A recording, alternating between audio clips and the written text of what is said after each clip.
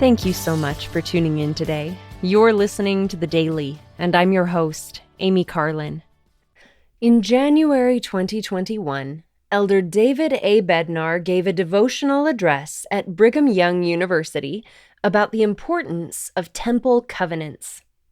He reminded his listeners that 2021 is the 175th anniversary of the Latter-day Saint Exodus west from Nauvoo, Illinois. Elder Bednar asked, what was it that gave those early church members such strength? What fueled their devotion and enabled them to press forward in overwhelmingly adverse conditions? He then explained, it was the fire of the temple covenants and ordinances that burned in their hearts. It was their commitment to worship and honorably hold a name and standing in the house of the Lord. Elder Bednar then quoted President M. Russell Ballard, saying, sometimes we are tempted to let our lives be governed more by convenience than by covenant. It is not always convenient to live gospel standards and stand up for truth and testify of the restoration. It usually is not convenient to share the gospel with others. It isn't always convenient to respond to a calling in the church, especially one that stretches our abilities. Opportunities to serve others in meaningful ways, as we have covenanted to do, rarely come at convenient times. But there is no spiritual power in living by convenience. The power comes as we keep our covenants. As we look at the lives of these early saints, we see that their covenants were the primary force in their lives. Ordinances and covenants grant spiritual power. We learn in section 84 of the Doctrine and Covenants, and this greater priesthood administereth the gospel, and holdeth the key of the mysteries of the kingdom, even the key of the knowledge of God.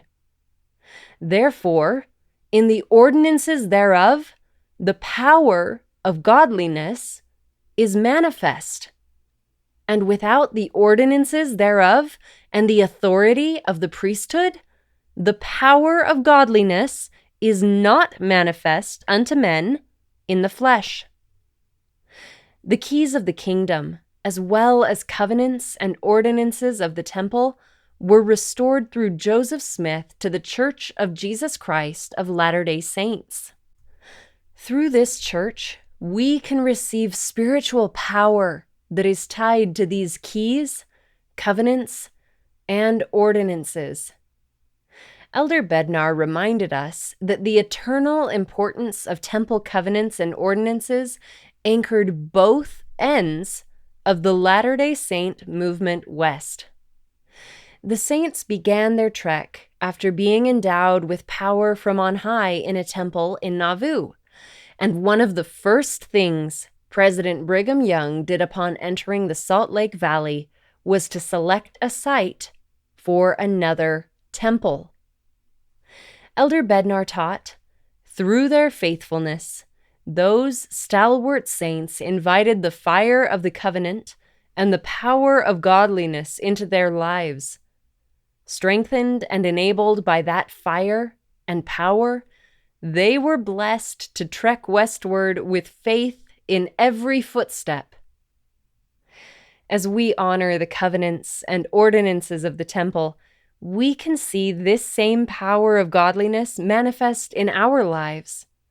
We too can be strengthened and enabled to walk forward with faith. If you would like to read, watch, or listen to the rest of Elder Bednar's message, look up As Long as the World Shall Stand on speeches.byu.edu.